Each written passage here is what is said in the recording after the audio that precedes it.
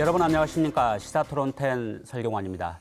광주에서 또 붕괴 참사가 발생했습니다. 이번에는 화종동에 신축 중인 주상 복합아파트 일부가 무너지면서 작업 중이던 근로자 1명이 숨지고 5명이 8일째 실종된 상태입니다.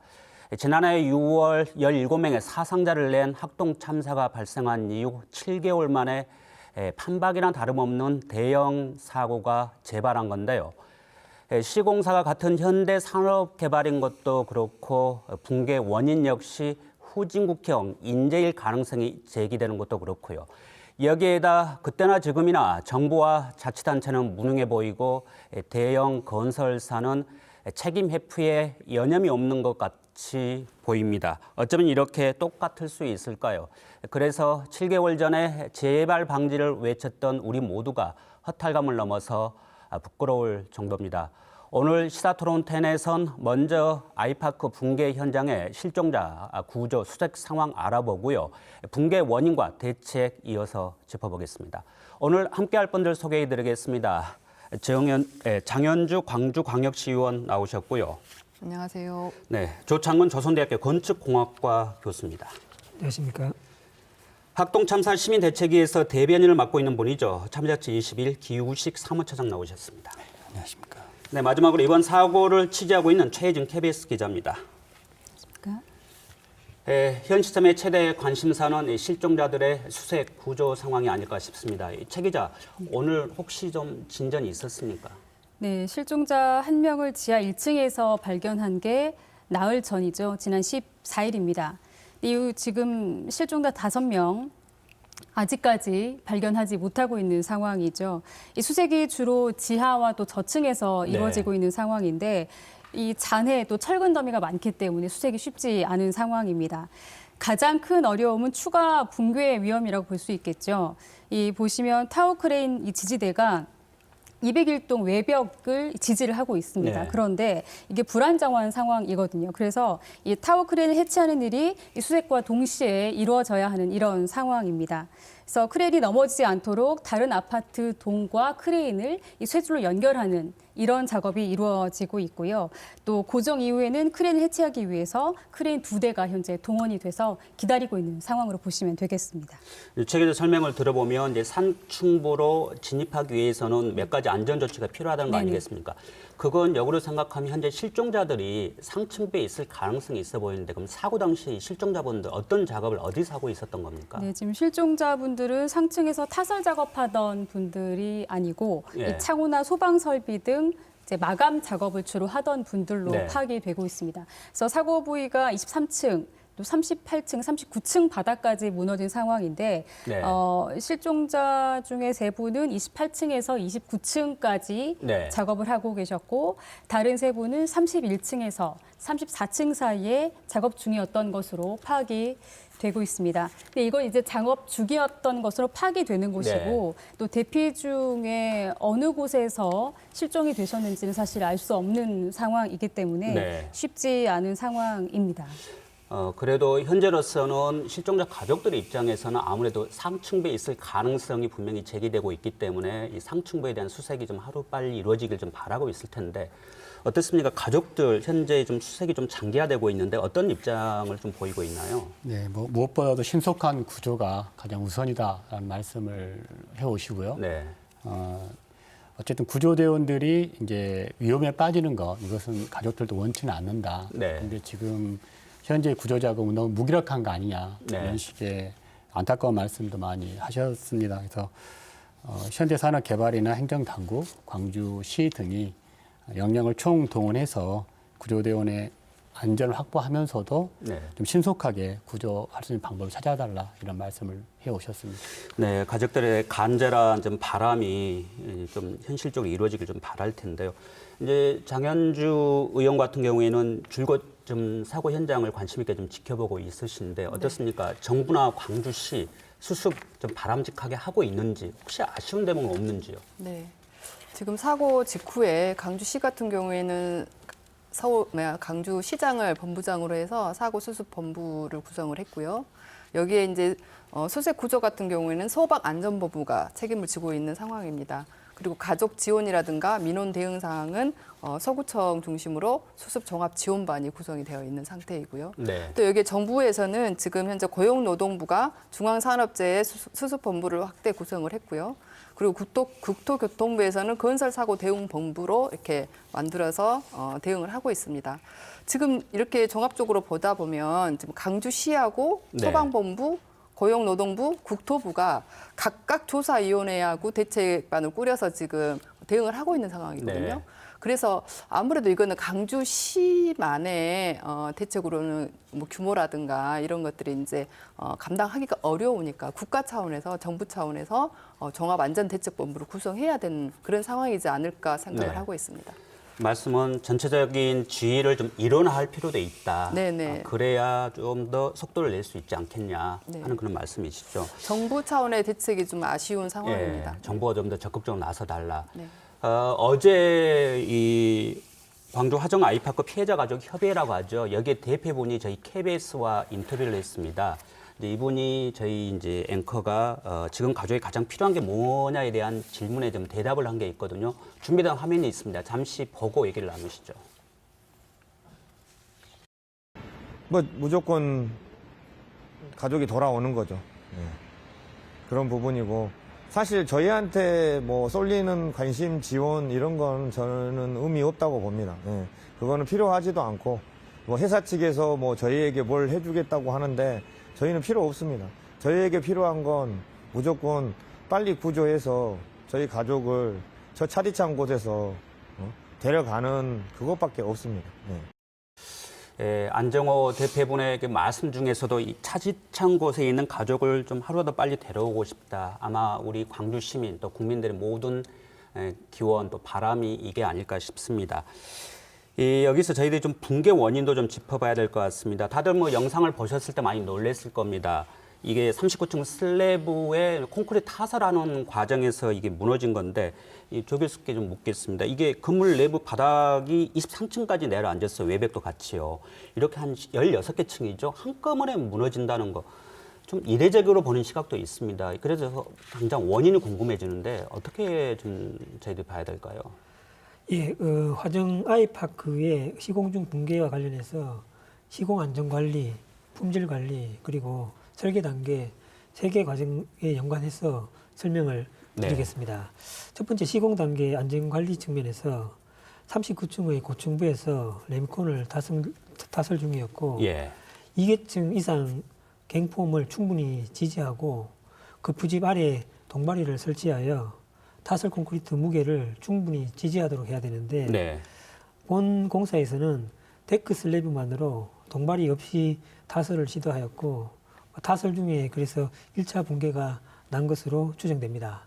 두 번째 이제 품질 관리 측면에서 동절기 타설 공사이다 보니까 보온이라든지 양생 기간을 충분히 제공해서 콘크리트 강도가 발현되도록 해야 합니다.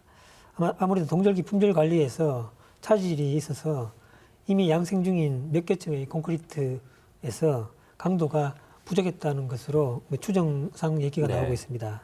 또한 콘크리트 레미콘 분량에서도 문제가 있었을 것이라는 보고가 나오고 있습니다. 마지막으로 설계 단계와 관련해서 화정동 아이파크는 보가 없는 기둥과 슬래브로 된 무량판 구조입니다. 이 무량판 구조의 단점은 부실 시공 또는 상층부에 초과 하중이 발생되었을 때는 보가 있는 구조에 비해서 전면 붕괴 방지에서는 불리한 구조입니다. 근본 사고에서도 상층부 콘크리트 타설에서 1차 붕괴가 발생됐고 그 여파로 하부에 10여 층이 5초 내외의 짧은 간격에서 순식간에 붕괴가 되었습니다. 대략적으로 붕괴 원인을 설명드렸습니다. 이제 전문가 시각에서 말씀을 해주셨는데 아무래도 좀 내용 중에 어려운 게 있습니다. 이런 건 저희 토론하면서 좀 차츰 하나하나씩 좀 저희들이 또 들여다보겠습니다. 최 기자 어떻습니까? 현재까지 언론에서도 좀 제기된 붕괴 원인 또는 의혹 순위지만 몇 가지 있죠. 네, 교수님 말씀하신 부분이 대부분 또 언론이 제기했던 내용이 또 포함이 되어 있는데요. 지금 아마 그 타설 작업자가 붕괴 직전에 촬영한 영상들 아마 많이 보셨을 겁니다. 네. 보시면 콘크리트를 타설을 했는데 거푸집이 벌어지면서 틈새로 이 콘크리트가 새어 나오는 모습, 네. 이제 이게 보이는 건데 이걸 보면 이제 타설은 했지만 굳지 않은 상황에서 바닥에 무너진 것으로 추정할 수 있는 이런 이제 대목들이 확인이 되는 것이죠. 네.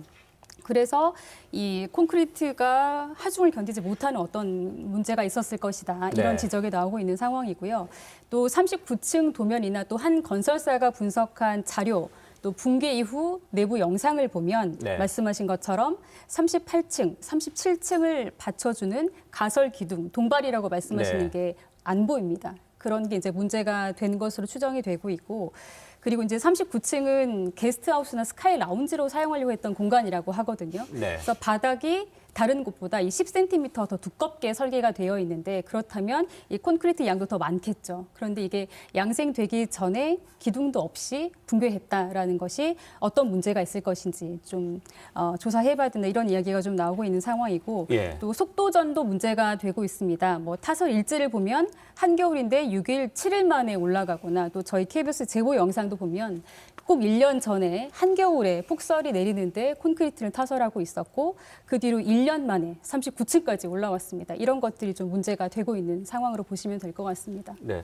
방금 최 기자가 설명했던 것 중에 부실 시공 의혹이라든지 뭐 속도전, 이게 왠지 지난해 6월 학동 참사의 그 좀 대자비처럼 느껴지는 부분들이 있습니다. 아마 기차장은 또 학동 참사 대책으로 활동했기 때문에 그때하고 비교했을 때 좀 유사하다는 생각 안 드세요? 그렇습니다. 완전 판박이입니다.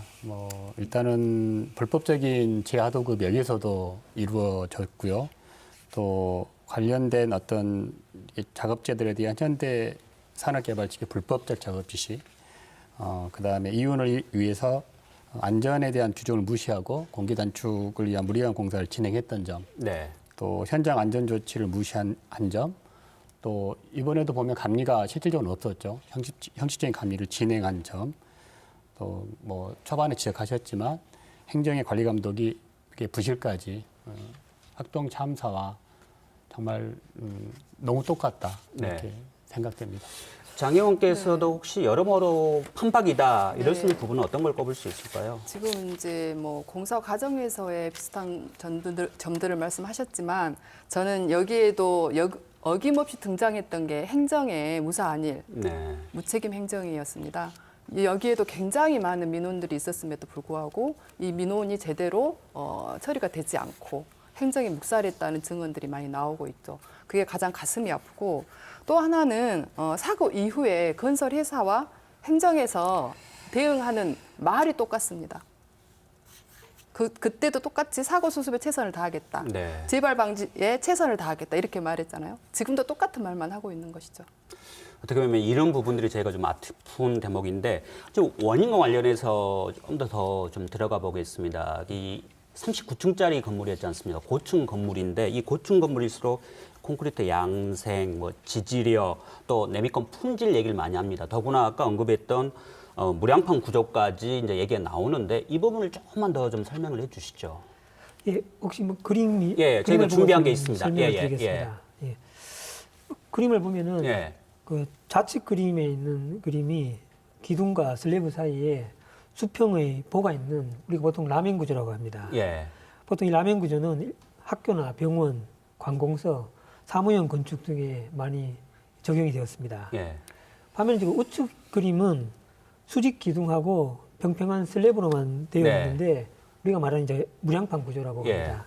이 무량판 구조는 국내 고층의 주상복합 주거용 건축에 많이 적용되어 왔고 사실 과거에는 백화점 건축에도 적용되었고 그 대표적인 경우가 삼풍 백화점이라고 볼 수 있습니다. 네.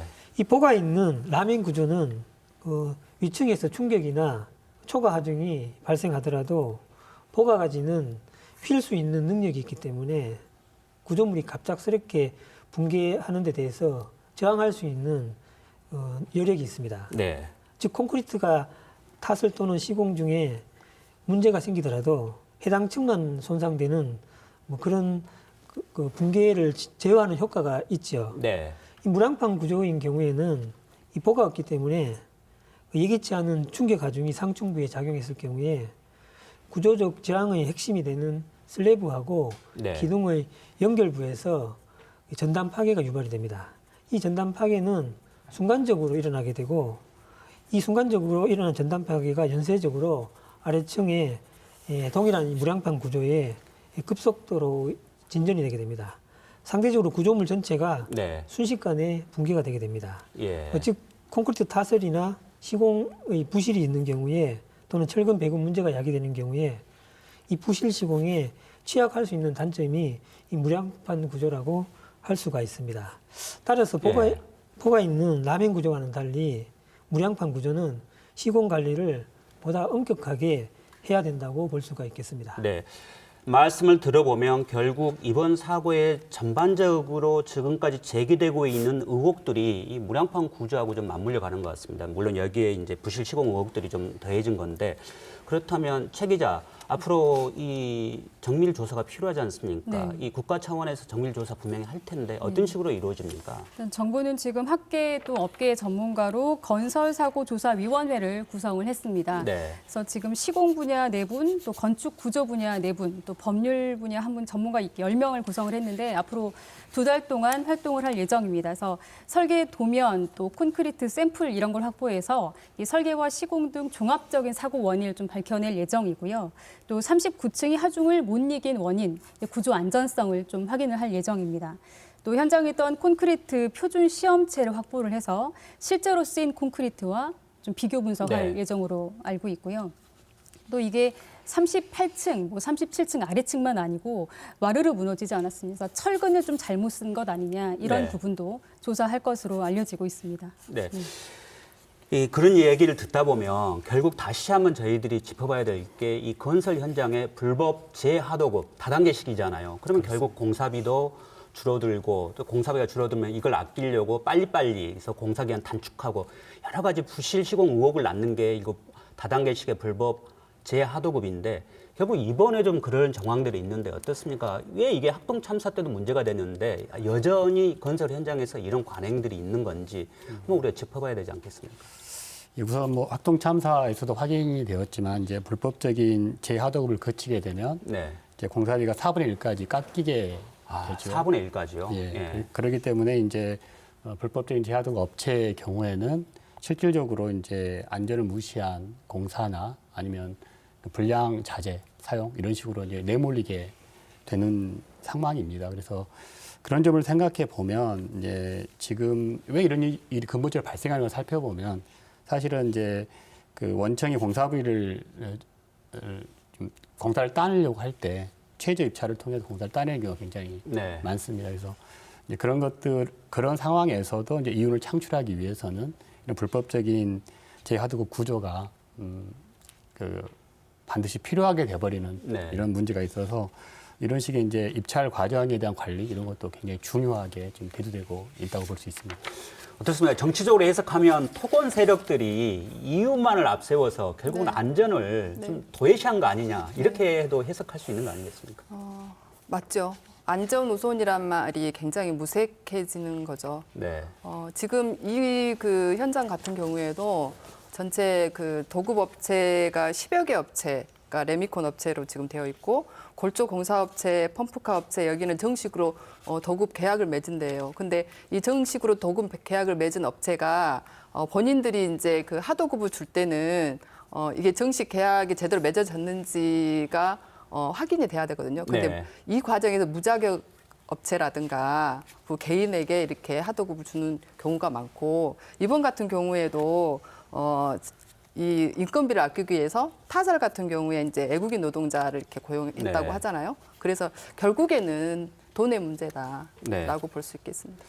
어떻습니까? 이 건축의 속성상 이 적정 공사비 또 적정 공사기간 이 안전의 어떻게 보면 필요 조건 아니겠습니까? 예, 그 적정 공사비 및 공사 기간은 안전한 시공의 필요 조건이라고 볼 수 있습니다. 예. 근본 공사의 경우에도 현장 골조 공사가 1월 중에 진행 중이었는데 입주 시기가 11월경이라고 본다면은 네. 공사 기간에 다소 여유가 없었다고 볼 수 있고 네. 시공 안전에 차질이 있었을 수도 있다고 추정이 됩니다. 네. 자칫 건축 현장에서 공사비 및 공사 기간에 차질이 생기는 경우에 구조 안전과 직결되는 네. 자재 품질 검사라든지 시공 공정 점검을 간과하기 쉽습니다. 뭐 어떠한 경우에라도 자재 납품업체, 그다음에 시공사, 감리업체가 확인 점검하도록 네. 하고 있고 해당 관할 관청에서도 관리 감독하도록 하고 있습니다. 네.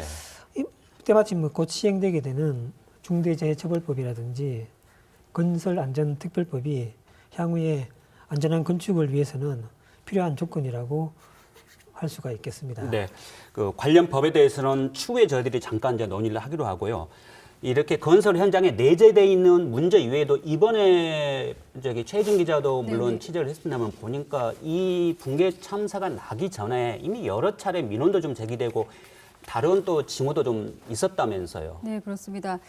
서구청에 공식 접수된 민원이 386건인데 이 중에 실제 행정 처분된 것은 27건에 불과합니다. 네. 그런데 이제 주변 상인과 주민들로 구성된 피해 대책위를 만나보면 이미 1000건이 넘는 민원을 제기했었다라고 네. 이렇게 말씀을 하십니다. 그러니까 낙하물, 뭐 집안 침하, 그리고 상인들의 건물의 균열, 뭐 이런 피해 때문에 3년 동안 이제 결성해서 활동을 좀 해오신 분들이신데 이분들이 뭐 내부 철근과 이 콘크리트가 분리된 이런 사진들 그리고 문제 영상들을 촬영해서 구청에 민원을 제기해도 제대로 조치가 이루어지지 못했다. 조사나 응답이 뭐 미비했다. 네. 이런 말씀들을 많이 하시고 그렇다면 서구청이 왜 그랬느냐라고 좀 물어보면 증거가 불충분했다. 뭐 네. 이런 이유로 이 민원 처리가 제대로 이루어지지 않았다라는 주장들이 나오고 있는데 또 이런 분들은 아까 말씀하셨던 것처럼 지금 또 이제 사고 이후로 또 생각을 못하고 또 피해를 입고 있는 그런 분들이시기도 하죠.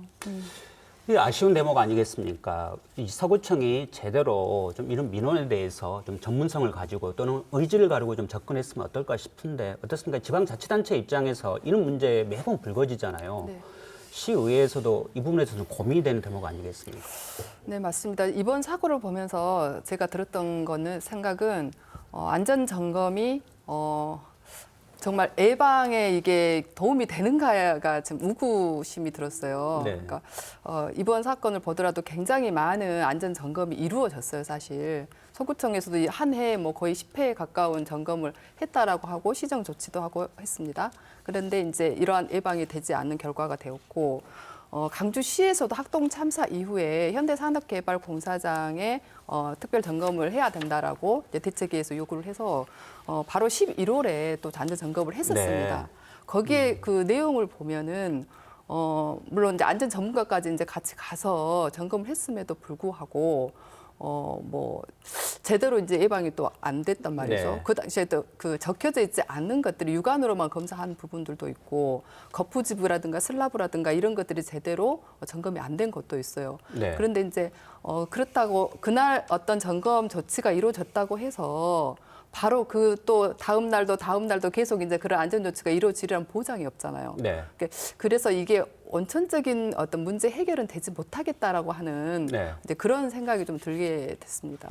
기초장 같은 경우에는 참여자치 21에서 활동을 하기 때문에 이제 자치 역량 이런 부분도 관심이 있을 텐데 어떻습니까? 현재 우리 지방자치단체들이 이런 대형 건설 현장에 제대로 진단을 할 만한 능력을 갖고 있는 건지 안 그러면 근본적으로 우리가 다른 시각에서 다시 한번 이걸 접근해야 되는 건지 궁금합니다. 네, 제가 생각하기에는 능력, 의지 모두 부족하다 아직은 예. 이렇게 생각됩니다. 아까 의원님이 좀 말씀하셨던 것처럼 11월에 좀 진행했던 현장 점검 관련해서 보면 정말 육안으로 기술적인 문제가 될 만한 몇몇 부분들을 점검하고 말아요, 형식적으로. 네. 근데 그것도 이제 그 현장 점검에 나서기 전에 사전에 이미 현장에 공지가 돼야 합니다. 그리고 나서 가는 거기 때문에 현장에서는 육안으로 뭐 발견될 만한 어떤 그런 요소들, 위험 요소들을 다 제거를 해버린 상태에서 보기 때문에 실효성이 거의 없다. 그래서 저희들이 이제 암행 감찰 같은 제도 같은 것들 네. 좀 요청해 보고 이렇게 했는데도 이걸 받아들이지 않았거든요. 또 이제 실제로 보면 이제 그 점검 과정에서 보면 공정별 작업일지나 공사일지 네. 이런 거에 대한 점검이 굉장히 중요한데 네. 이런 점검은 거의 이루어지고 있지도 않습니다. 좀 더 나아가 보면 사실은 이제 주로 이제 주무관청이 구청이 되는 경우가 많은데 시 행정에서 만들어낸 매뉴얼이나 어떤 이런 것들에 대해서 구청이 그걸 이행하지 않았을 때 딱히 제재 수단도 별로 없어요. 그래서 이걸 통합적으로 관리할 수 있는 시스템이 없으면 네. 또 행정이 이걸 정말 시민의 안전을 최우선시하는 이런 관리 감독에 대한 어떤 의지가 없다면 또 유사한 문제는 반복될 수밖에 없다. 네. 근본적인 어떤 대책을 다시 마련해야 한다. 이렇게 생각합니다. 말씀하신 대로 자치분권이 강화될수록 지자체가 안전 문제에 있어서도 국가를 대신해 역할들이 커지는데 현재 역량은 그에 따르지 못하는 부분인데 이번에 결국 책임 소재 분명히 가르고 또 여기에 대한 제도적 보완도 하기 위해서는 이 경찰 수사에 결국 관심을 쏠릴 수밖에 없어요. 경찰 수사 어떤 방향으로 좀 이루어지고 있고 어느 단계까지 와 있는지 궁금합니다. 네. 경찰은 지금 국토부나 고용노동부와 함께 사고 원인을 찾는 데 지금 주력을 하고 있습니다. 이 건물을 한 층 한 층 올릴 때마다 원청도 확인을 해야 하고 감리도 확인을 해서 네. 오케이를 받아야 되는 건데 결국 붕괴 사고가 발생을 했기 때문에 어디에서 문제가 발생한 건지 이 부분을 좀 챙겨보겠다는 거고요. 오늘 저희 그 사회팀장 김정대 기자가 광주 화정 아이파크 감리가 작성해서 서구청에 제출한 업무 보고서를 확인을 했는데요. 네. 이게 2019년 5월 착공부터 사고 보름 전까지 작성된 자료라고 합니다. 그런데 거푸집, 철근, 레미콘 품질 모두 문제가 없다라고 이렇게 보고서가 나와 있다고 하고요. 그래서 감리가 제 역할을 했는지 네. 원청이 과실이 없는지 조사를 해야 될 부분이겠죠. 네. 그리고 이제 현대산업개발 현장 소장 등 10여 명, 10명 지금 업무상 과실치사사항 혐의로 입건이 됐고 또 경찰은 인허가 비리도 네. 수사를 할 예정이다 이렇게 밝히고 있습니다. 네, 이런 이제 외곽의 수사도 중요하지만 이 경찰이 레미콘 업체를 지금 압수수색하고 그럴 때는 이 레미콘의 문제도 조금 들여다본다는 거 아니겠습니까? 왜 이번에 레미콘의 품질이 좀 중요한 건지 궁금합니다. 그래서 레미콘이 품질이 나쁜 경우에는 네. 일단 콘크리트 강도 발현에 문제가 네. 있고 또 그 강도 발현이 문제가 되다 보니까 전체적인 구조 안전에도 직접적인 영향이 있다고 볼 수 있겠죠. 예. 광주 전남 지역 같은 경우 이거는 광주 전남 지역에 대한 국한된 얘기는 아니고 네.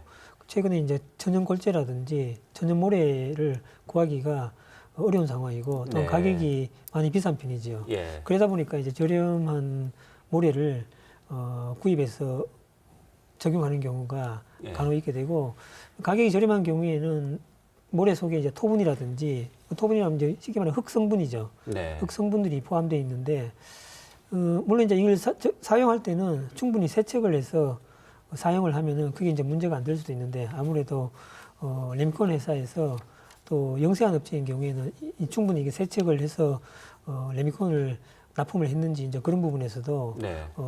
조사를 해볼 필요가 있다고 판단이 되네요. 네, 말씀을 들어보니까 이 레미콘의 품질이 그만큼 중요한 만큼 이번에 경찰 조사에서도 이번에 콘크리트를 레미콘 형태로 공급했던 업체들에 대한 압수수색도 하고 또 거기에 시료도 채취해서 정밀 분석이 좀 필요하고 그에 따라서 또 책임 소재도 일부 가려지겠네요. 자, 여기까지 저희들이 좀 원인 부분을 좀 들여다봤는데 여기에 또 공공에 적용된 곳이 있습니다. 현대산업개발입니다. 이 사고 발생 일주일이 지난 어제 이 회장이 대국민 기자회견을 냈는데 좀 내용을 들어보고 저희들이 좀 이 부분 좀 짚어보죠.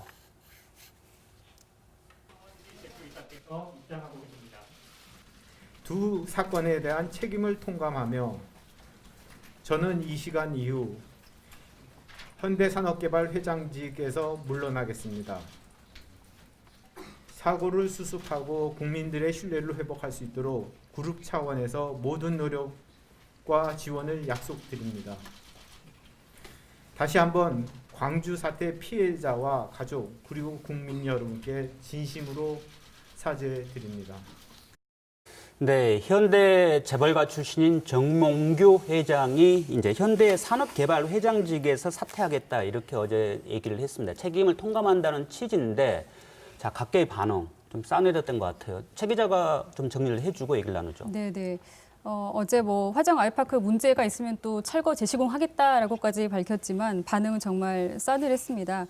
사퇴 직후 이제 광주 시민단체가 기자회견 하셨는데 그 자리에서 이제 면피성 퇴진쇼다 이런 네. 말씀들을 하셨죠. 그리고 사과나 책임지는 모습이 아닌 현대산업개발 고객들을 위한 보여주기식 액션이었다. 이런 비판들이 나왔었고 또 사퇴하고 나서 광주로 또 바로 내려왔어요. 광주를 내려와서 실종자 가족들을 만났는데 역시 사퇴가 아니고 책임을 져라, 회피하지 말아라. 네. 사퇴가 아니고 처벌받아야 한다. 이런 네. 지적들, 비판이 계속 이어져 왔었죠. 네. 예.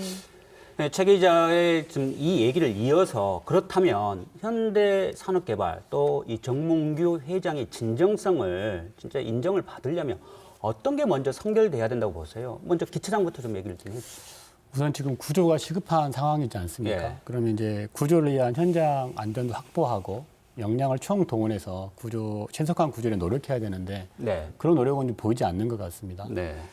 또 실제로 이제 그 학동 참사 과정에서도 이런 약속이 없지 않았어요, 사실은. 근데 그때도 철저한 안전대책 수립하겠다, 또 피해자들에 대한 피해 회복에 최선을 다하겠다 이렇게 했는데 피해 회복 과정에서도 가족들이 상처를 굉장히 많이 주었었죠. 네. 또 이번 참사를 통해 드러났지만 약속했던 안전대책은 전혀 없었다는 것이 다시 드러난 거 아닙니까? 네. 그래서 저희들이 생각하기에는 뭐 솔직히 지금 사퇴하면서 이야기했던 거 정말 신뢰할 수 있겠는가? 네. 그 말이도 신뢰하기 어려운 거 아닌가? 또 시간이 지나면 또 호화 변호인단 등을 동원해서 어떻게든 자기 책임 면피하고 네. 아무 일 없다는 듯이 다시 이런 불법적인 건축 행위에 나서는 것은 아닌가? 이런 우려가 좀 있는 게 사실입니다. 네. 장영원의 견해는요?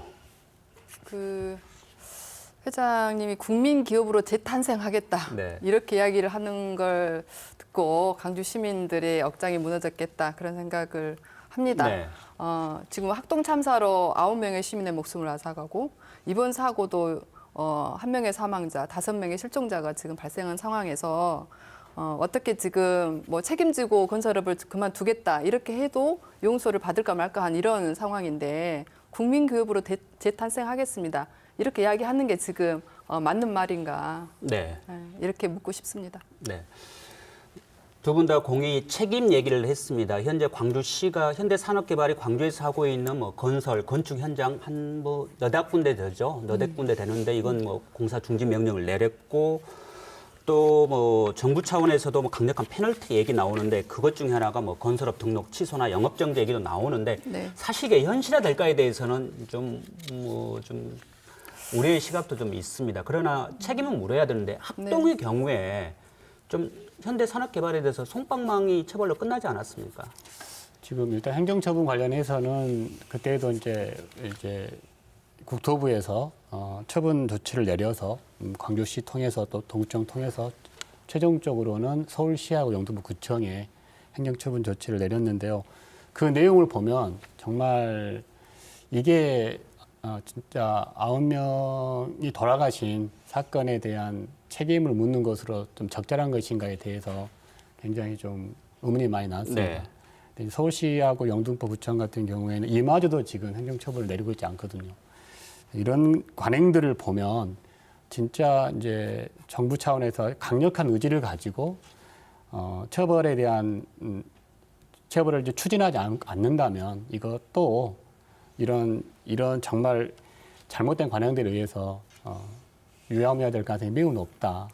이런 점들을 고려해서 노영욱 건설교통부 장관이 이번에 굉장히 좀 강력한 말씀을 하셨는데 이 약속 반드시 책임져라. 네. 정말 이렇게 여론이 들끓기 때문에 뱉어낸 거짓말 아니기 정말 바란다. 이 말씀 꼭 드리고 싶습니다. 네.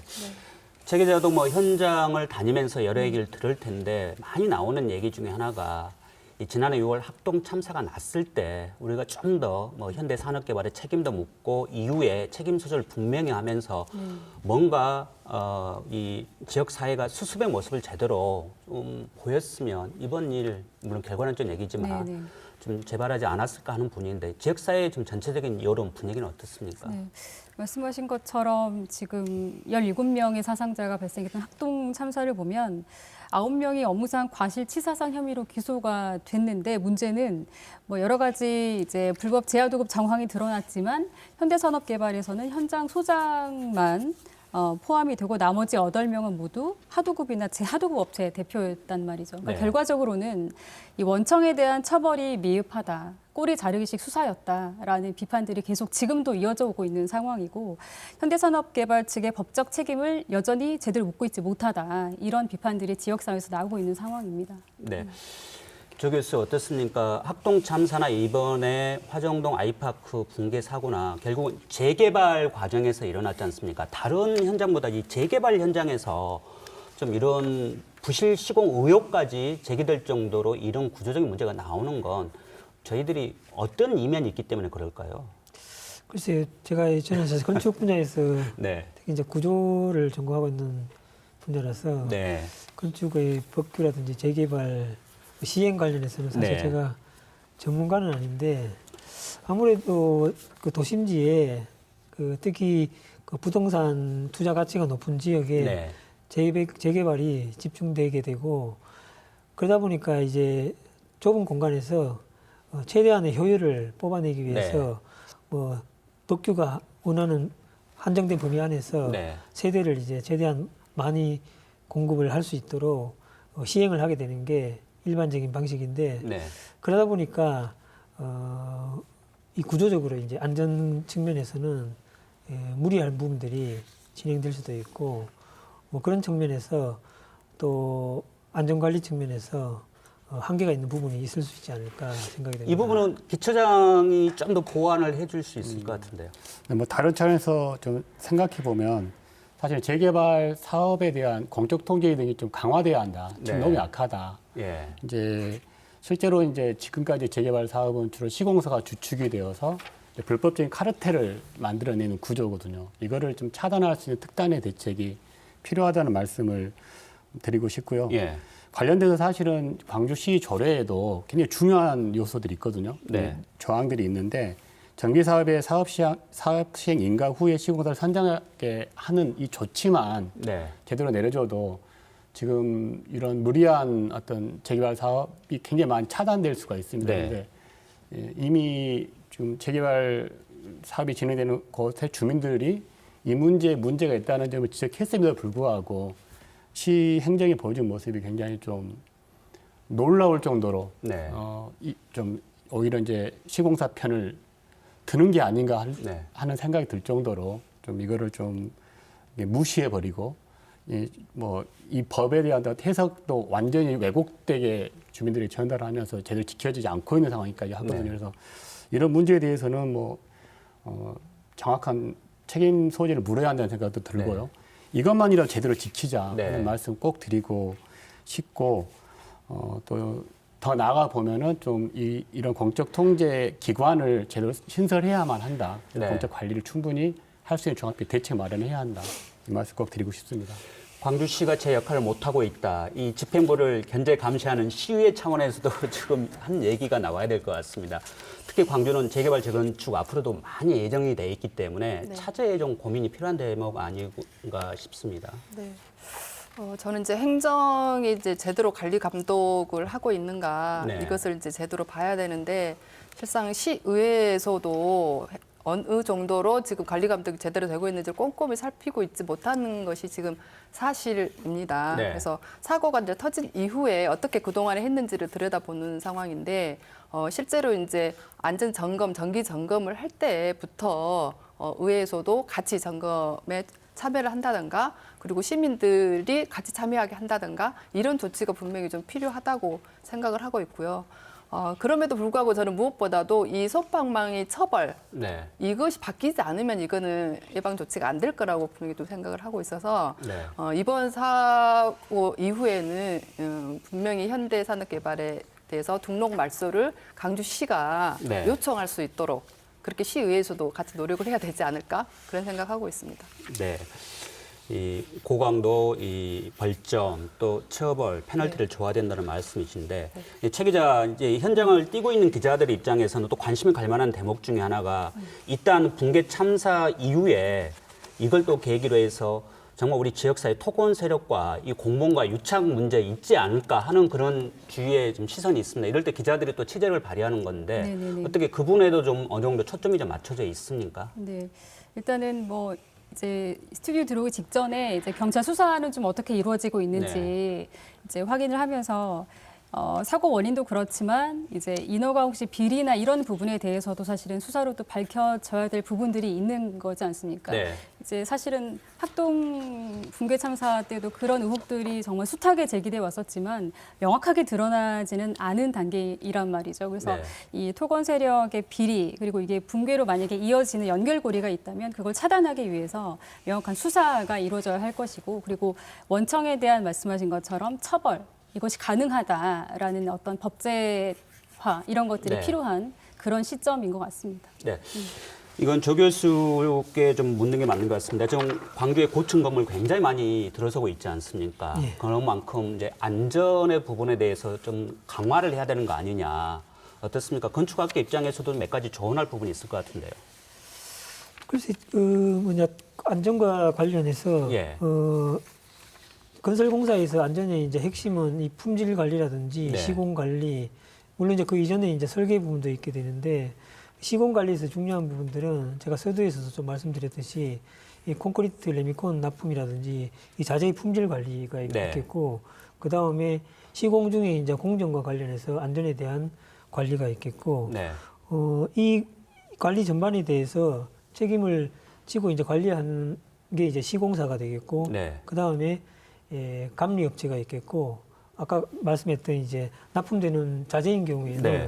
납품 업체가 이 품질에 대해서 관리 책임이 있게 되겠습니다. 그래서 이 자재 납품 업체하고 시공사하고 감리 업체가 확인 점검하는 이 책임 부분에 대해서도 명확하게 물론 이제 기본적인 그 법에서는 그렇게 관리하고 먼저 점검하도록 되어 있고 또 해당 관할 관청에서도 관리 감독하에 이 책임을 갖고 감독하도록 하고 있습니다. 네. 아마 이런 부분에서 특별히 이제 이번과 같이 무량판 이런 구조라든지 네. 고층의 특수한 건축인 경우에는 우리가 일반적으로 보는 그 보가 있는 뭐 라멘 구조라든지 일반적인 건축에 비해서 좀 더 이런 안전 관리에 대한 관리 감독에 대한 기준을 조금 더 네. 명확하게 하는 게 필요하지 않을까 그런 생각이 듭니다. 네, 안전기준 강화 얘기 나왔습니다. 여기에 이제 자연스럽게 또 따르는 게 처벌 관련된 법조항 아니겠습니까? 27일이면 중대재해처벌법이 시행이 되는데 이 건설 현장에서 한 명 이상만 사망해도 중대재해지 않습니까? 네. 당장 이번에도 해당이 되는 건데 27일부터 시행이 되면 네. 이번 사안에는 적용이 안 되는 겁니까? 네네, 적용이 안 되는 거죠, 안타깝게도. 네. 27일부터이기 때문에 기간이 안 돼서 법 적용이 안 되는데요. 네. 만약에 이 사고만 놓고 봤을 때는 중대재해에 해당이 됩니다. 네. 그래서 경영 책임자가 원청의 경영 책임자가 안전관리 의무를 소홀히 했다라는 것들이 밝혀지면 네. 처벌을 할 수 있는 그런 형사 이제 처벌을 할 사례라고 수 있다는 있습니다. 거죠? 네, 그렇습니다. 근데 중대재해처벌법만으로는 안 된다라고 예. 지금 건설업계에서는 계속 이야기를 하고 있고 네. 건설 노동자들은 계속 건설안전특별법에 대해서 아까 조 이야기를 교수가 하고 있습니다. 말씀하신 맞습니다. 건설안전특별법. 여기에는 책임을 물어야 할 대상으로 발주처가 들어갑니다. 네. 이게 뭐냐면은 지금 발주처는 이 사건 현대 아이파크 같은 경우에도 발주처는 주택조합이잖아요. 네. 이 건설업에서 최대 이윤을 얻고자 처음 시작한 네. 그 주체가 발주자예요. 네. 이 발주자에게도 책임을 물어야 한다. 흔히 이익의 카르텔 모두를 처벌할 수 있다. 그렇습니다. 예. 그래서 이 건설안전특별법이 꼭 이번에 좀 제정이 되어야 되지 않겠는가 그렇게 그러면 생각합니다. 현재는 국회에 계류 중인 건데 네. 중대재해처벌법은 제정이 돼서 27일 날 시행이 되는데 왜 네. 건설안전특별법은 좀 더 강화된 건데 네. 이건 국회에 계류 중이고 아직 국회 문턱을 통과를 못하는 겁니까?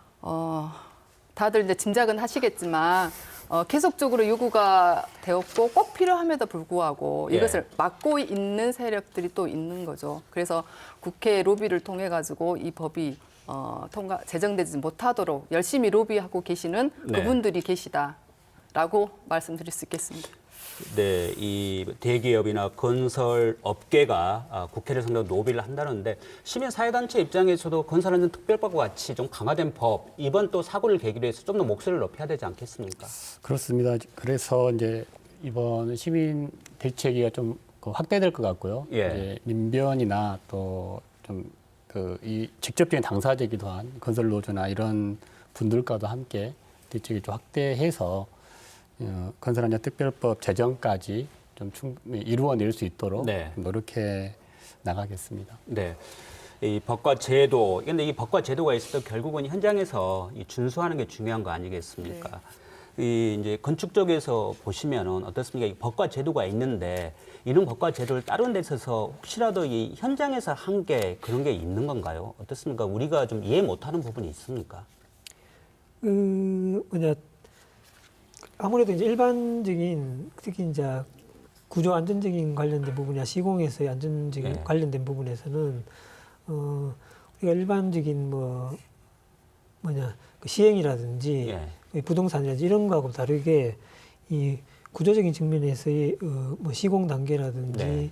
구조 안전적인 측면에 별도의 이제 그 매뉴얼과 지침들이 충분히 지켜지고 거기에 따라서 시공이 될 수 있도록 이 부실에 대한 네. 또 아니면 과오에 대한 부분들이 개선될 수 있게 네. 해야 되는데 이제 그런 부분에 대해서는 아무래도 차이가 있다고 볼 수 있고 또 전문적인 부분이라고 예. 볼 수도 있습니다. 하지만 이제 예. 전문가들은 그런 부분에 대해서 어떤 문제가 있고 또 이렇게 하면은 이게 이제 과오가 되는지를 충분히 이제 경험을 통해서나 네. 또 그런 노하우들을 알고 있기 때문에 전문가들 입장에서는 이게 부실인지 아닌지 예. 충분히 판정이 어느 정도는 간다고 볼 수가 있겠습니다. 그 전문가 말씀을 하셨는데 앞으로 이런 문제가 터지면 좀 전문가분들이 이게 카르텔에서는 참여하지 마시고 좀 더 이런 걸 좀 비판적 시각에서 좀 문제제기를 계속 끊임없이 해주는 것도 중요하고 사실 취재기자들 입장에서도 전문가 그룹들의 의견이 굉장히 중요하잖아요. 네, 그렇죠. 저희도 이제 사고가 나면 전문가분들을 얼른 섭외해서 이제 핵심적인 원인을 좀 찾아내려고 좀 많이 노력을 하게 되는데 지금 그래서 광주시가 최근 이제 공공감리단을 운영을 해야 된다라고 이제 오늘도 발표를 하신 것 같고 기존에 몇 차례 언급을 좀 하셨던 것 같습니다. 네. 이제 공공감리단을 둬서 좀 외부의 시각에서 객관적으로 부실 시공이라든지 설계 문제를 좀 들여다보자 이런 취지인데 아마 일부 또 다른 지자체가 시행을 하고 있는 것도 있는 것으로 알려지고 있는데 이런 부분을 좀 강화할지 아니면 두더라도 실효성이 있을 수 있을지 이제 외부 전문가들의 어떤 이 감리 역할이나 감시 역할을 어떻게 할지에 대해서도 좀 더 보완이 필요해 보입니다. 네, 저희들이 오늘 이 토론을 준비하면서 좀 고민했던 게 현재 아직도 실종자 5분에 대한 수색 또 구조 작업이 이루어지고 있고 또 사고 원인 또 여러 부분들이 이제 초기 단계입니다. 그래서 저희들이 뭔가 명확하게 근거를 가지고 얘기하는 데는 한계가 있지만 그래도 지난해 학동 참사가 7개월 만에 다시 이 화정동 아이파크 사고로 다시 재현이 됐습니다. 이럴 때 지역사회가 뭘 고민해야 될지 한번 저희들이 짚어보자는 취지로 오늘 토론을 준비했습니다. 오늘 좋은 말씀해 주신 네 분 패널 수고하셨고요. 늦은 시간까지 함께해 주신 시청자 여러분 고맙습니다. 시사 토론 10 여기서 마치겠습니다.